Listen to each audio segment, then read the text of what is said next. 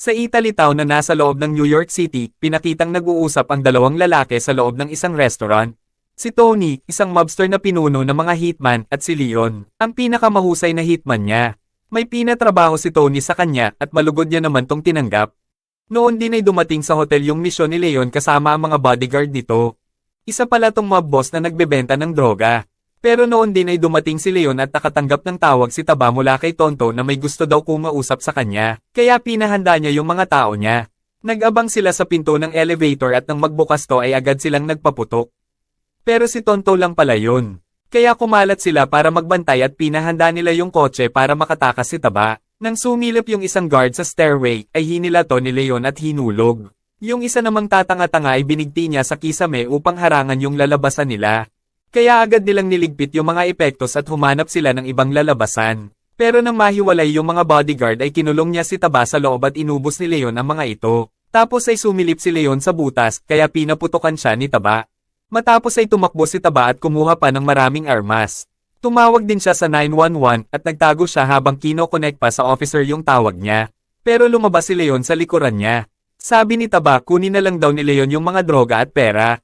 Pero may pinatawagan lang sa kanya si Leon. Sabi nung tinawagan niya, huwag na ulit siyang magpapakita sa New York. At nang nangako siyang aalis na at hindi na muli pang babalik ay agad na ding naglaho at umalis si Leon. Sumunod ay namili ng gatas sa grocery si Leon na tangi lang niyang iniinom matapos ay bumalik na siya sa inuupahang apartment. Noon ay nadaanan niya ang batang babaeng si Matilda na naninigarilyo. Binati siya nito at napansin niya ang mga pasa nito sa mukha. Sigurado si Leon na may nanakit dito kahit nasabi nito ay nahulog lang to sa bike. At nang makapasok na si Leon sa kwarto niya, ay may lumabas naman sa pinto ni na Matilda. Sina Malky at ang ama ni Matilda. Pinapaamin ni Malky yung ama niya na binawasan daw yung epektos na pinatago nila. Pero ayaw umamin ng ama ni Matilda kaya tinawag ni Malky yung boss niya na noon ay nasa likuran lang nila. Kaya nilapitan nito yung ama ni Matilda. Ito ay si Stan. At sinabi niyang naniniwala daw siya sa ama ni Matilda pero banilinan niya to na hanapin kung sino yung bumawa sa epektos hanggang bukas ng tanghali matapos ay agad na din silang umalis. At nang makababa na sina Stan, ay si Matilda naman ang binalingan ng galit ng magaling niyang ama at nakita pala ni Leon ang lahat ng nangyari. Tapos ay tinuloy na ni Leon ang mga gawaing bahay tulad ng pamamalansya, pagsha-shower, pag-inom ng gatas at ang pinaka-importante sa lahat ang pagwiwilig sa halaman niya. At pagsapit ng gabi ay natulog siya ng nakaupo at laging handa at alerto sa anumang pwedeng mangyari. Kinabukasan, tulad ng karaniwang araw sa pamilya ni Matilda, pinakita ang ama niya, ang ina niya, kapatid na nakatatandang babae, at ang bunso niyang kapatid na lalaki. Habang nag-e-exercise naman si Leon. Habang naghahanda ng pumasok ang ina niya, ay nag-e-exercise naman ang ate niya. At nang nilipat ni Matilda ang estasyon ay hinabol siya nito at pinalo ng maabutan. Nagring yung telepono at sinagot to ni Matilda. Tumawag pala yung teacher niya dahil 2 linggo na siyang absent kaya humihingi ito ng paliwanag. Pero sagot ni Matilda ay patay na daw siya. Matapos bilad yung halaman ay umalis si Leon at nadaanan niyang maingay kina Matilda. Nanood siya ng palabas sa sine na tila inosente lang na nag-e-enjoy. Nang makabalik na siya ay nadaanan niya si Matilda na nagdurugo ang ilong. At sabi niya ay sadyang ganun daw ang buhay. Inalok siya ni Matilda na ibili siya nito ng gatas. Pumayag naman siya at agad bumalik sa kwarto. Pero kasabay noon, dumating ang mga armadong lalaki kasama si Stan. Uminom to ng gamot at sinabing gustong-gusto niya ang kalmadong pakiramdam bago bumagyo. Kabadong naghihintay ang ama ni Matilda habang nakasilip naman sa kanila si Leon. Sinira ni Stan yung pinto habang may naiwang backup sa labas. Una niyang pinatay yung ina ni Matilda, sumunod naman ay yung ate niyang maldita.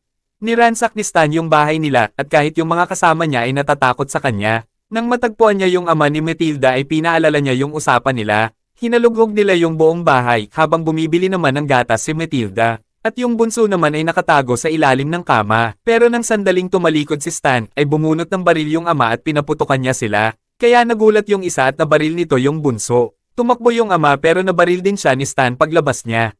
At nang mapansin ni Stan na may dugo yung damit niya ay nagalit siya at tinuluyan niya yung ama ni Matilda. Inawat siya ni Malky dahil talagang gigil na gigil siya at wala na sa sarili. Ninenervyos naman si Benny sa labas kaya montik na sila nitong mabaril sa sobrang kaba. Dumating na si Matilda. Nahalata niyang may nangyayari kaya nagpatay mali siya. Nakita niya ang ama niyang nakabulagta kaya dumiretso siya sa kwarto ni Leon para kunwari ay taga doon siya habang nakatingin naman sa kanya yung isang goons. Nagdadalawang isip si Leon na buksan yung pinto pero nanaig pa rin ang pagmamalasakit niya kay Matilda. Dumiretso siya sa kusina at nagbantay naman si Leon. Natuklasan ni Stan na may isang bata na wala dun, kaya agad nila tong hinanap. Naalala naman nung isang goon si Matilda, kaya lumapit to sa kwarto ni Leon at nakahanda na si Leon na barilin to. Pero binuksan ni Matilda yung TV kaya nagulat sila. Nakita na din ni Stan yung binawas na epektos kasabay ang pagdating ng mga pulis. Kaya sinabihan niya yung mga tao niyang sabihin sa mga pulis na ginagawa lang nila ang trabaho nila. Kinomfort ni Leon si Matilda at nilibang niya to upang patawanin. Second family niya lang pala sila at lahat sila ay malupit sa kanya kaya yung bunso lang ang mahal niya. Tinanong ni Leon kung may mapupuntahan siya pero wala daw.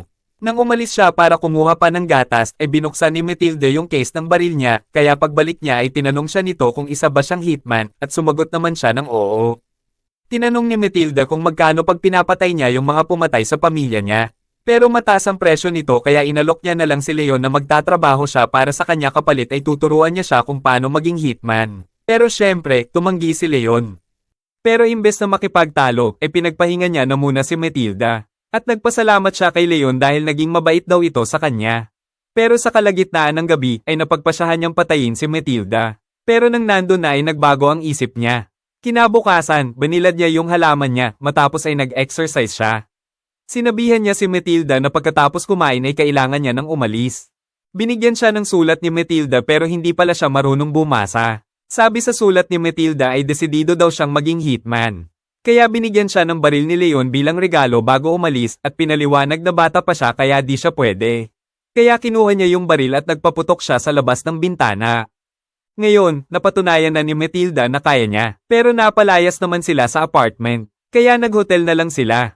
Napagkamalang gitara yung dala nila at bawal daw ang gitara doon dahil maingay to at makakaistorbo. Pero magaling mangbola si Matilda kaya napapayag niya yung receptionist. Kaya pina-fill up sila sa form at si Matilda na daw ang susulat dito para di mapahiya si Leon dahil di siya marunong bumasa. Pagdating sa loob ay chinek ni Leon ang buong bahay in case of emergency. Tapos ay nag-usap silang dalawa at sinabi ni Matilda na marami sa kanyang magiging pakinabang si Leon. Tapos nito ay kinausap ni Leon si Tony upang humingi ng baril na pang-practice. Nagtaka naman si Tony kung bakit siya magpa-practice. Pero sabi ni Leon ay gusto niya lang. Tinuruan niya si Matilda kung paano humawak ng baril at sabi niya sa sniper daw siya magsisimula dahil ito ang pinakaligtas dahil malayo siya sa kalaban. Tapos ay pamwesto na silang dalawa at barilin daw ni Matilda kahit sino, maliban lang sa babae at bata. Napansin ni Matilda ang isang nagja-jogging na lalaki na mukhang big time at sinabi ni Leon ang dapat niyang gawin. Kasunod ng hudyat ni Leon ay binaril nga to at tinamaan ni Matilda, kaya na-impress si Leon. Si Matilda na ang nag-aasikaso sa bahay, naghuhugas ng pinggan at naglilinis ng mga baril ni Leon. Sabay din silang nag-e-exercise at palaging umiinom ng gatas. Si Matilda ang natutulog sa kama at sa upuan naman si Leon tulad ng dati. Maaga niyang ginigising si Matilda upang mag-exercise. Tinuturuan niyang magbasa si Leon at tinuturuan naman siya nitong mag-ayos ng armas. Napansin ni Matildang mahal na mahal ni Leon yung halaman niya at sabi ni Matilda kung mahal niya talaga to dapat ay itanim niya to sa malawak na lupa upang magkaugat to at mas lumaki. Tapos pumunta siya kay Tony para sabihin gusto niyang makuha ang ilan sa mga pera na pinatago niya. Naghinala si Tony na may nakilala siyang babae at pinaalalahanan siya ni Tony ng mag-ingat sa babae dahil nagkaroon na siya ng problema sa babae dati. Nandun lang daw yung pera niya at maaari niyang kunin anumang oras. Pero ani Leon ay may pagbibigyan lang siyang tao. Kaya binigyan siya ng $100 ni Tony. Tapos ay umalis si Tony at may kukunin. Napansin niya naman si Matilda na nakikipag-usap sa isang lalaki kaya lumabas siya para kausapin to. Pinagbawalan niya si Matildang makipag-usap sa di kilala at huwag ng maninigarilyo dahil nakakasama to. Pagbalik nila sa hotel, sinabi ni Matilda na nai-inlove na daw siya kay Leon. Tinanong ni Leon kung paano niya nalamang inlove siya. Ani Matilda ay nararamdaman niya daw sa tiyan niya. Sabi ni Leon, akala niya lang daw na love yun. Pero pagtalikod ni Leon ay tila nalungkot siya sa narinig niya. Pinanood siya ni Matilda sa bintana habang paalis, matapos ay pumunta to sa receptionist upang sabihin na hindi niya ama si Leon kung di kalaguyo, kaya natulala to sa narinig. Tapos ay pumunta siya sa dating bahay at patago siyang pumasok sa loob. Kinuha niya yung manika ng kapatid niya at natapakan niya pa ang pinagmatayan nito. Kinuha niya rin yung nakatagong pera ng ama niya at noon din ay dumating si Stan kaya nagtago siya. Nagpapaliwanag to sa mga pulis kung anong nangyari at bakit nagkapatayan. At para sa iba pang katanungan ay pinapapunta niya sila sa opisina niya at narinig ni Matilda yung address nito. Sinundan niya si Stan nang umalis to. Sumakay siya sa taxi at pinasundan niya si Stan. At natuklasan niyang DEA agent pala si Stan, isang ahensya na tulad ng PIDEA.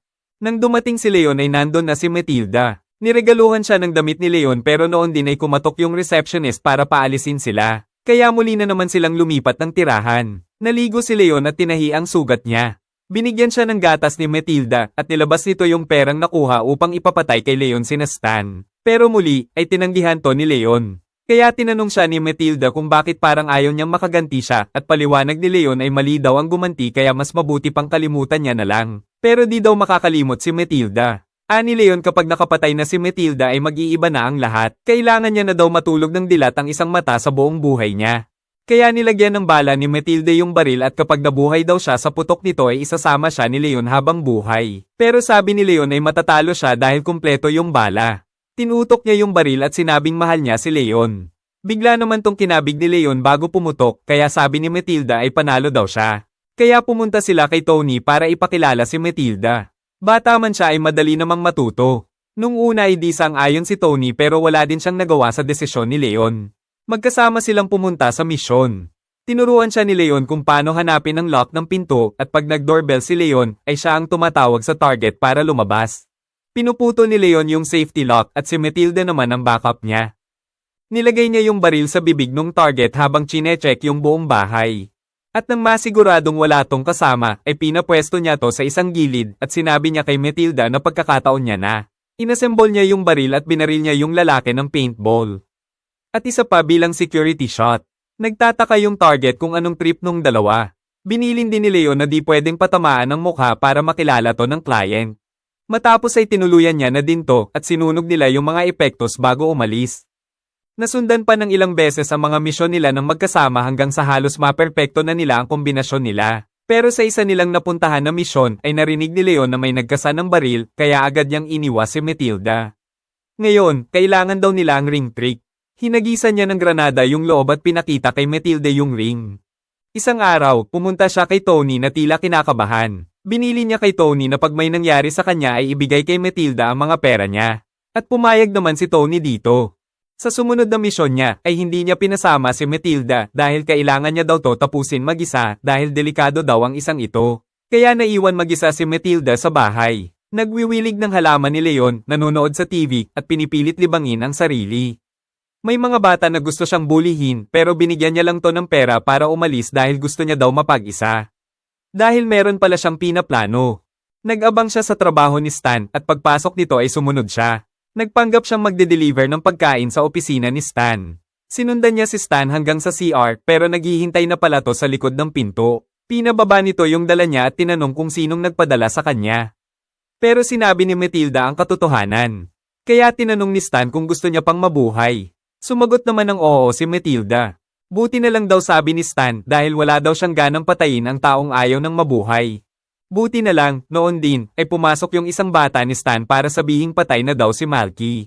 Pinatay daw to ng isang professional habang nakikipag-deal.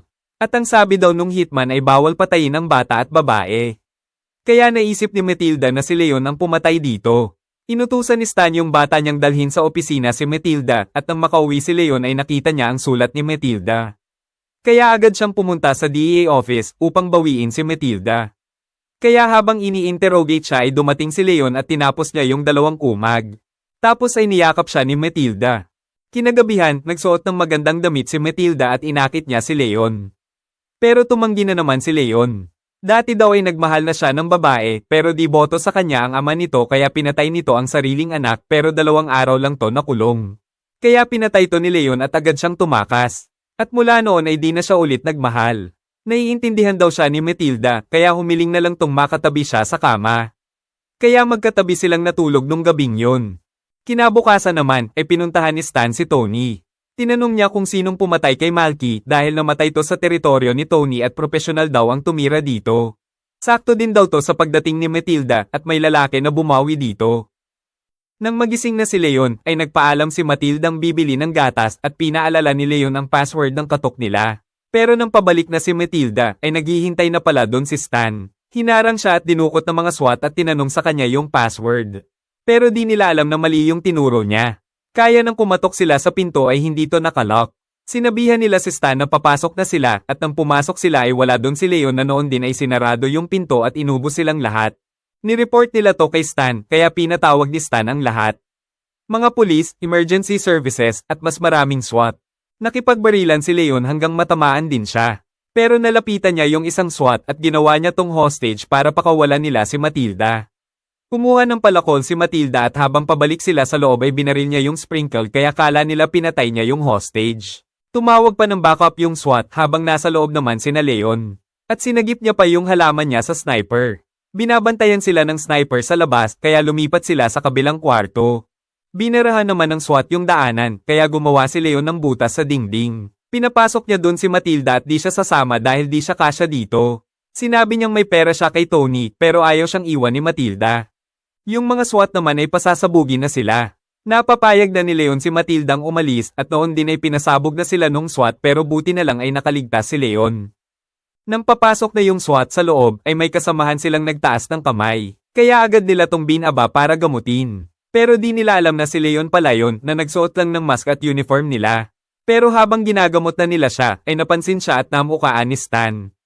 Kaya agad pinalabas ni Stan yung ibang SWAT. Si Matilda naman ay tuluyang nakalabas sa building. Bumaba naman si Leon upang dumaan sa backdoor. Pero nang malapit na siya sa pinto ay lumabas si Stan at binaril siya nito. Lumapit si Stan para siguraduhing patay na siya at binigay sa kanya ni Leon ang pinang granada at sinabing para to kay Matilda. Kaya pareho silang sumabog. Pumunta si Matilda kay Tony. Gusto ni Matildang magtrabaho bilang hitman pero ayaw ni Tony at sinabihan siyang mag-aral muna at binigyan siya ng pera ni Tony. Kaya bumalik siya sa dating eskwelahan at pinagtapat niya ang mga nangyari at muli naman siyang tinanggap ng prinsipal. Tapos ay pinakitang tinanim ni Matilda yung halaman ni Leon. Huwag mo kalimutan mag-like at subscribe para updated ka sa iba pang movie recap na tulad nito. Salamat po sa panonood.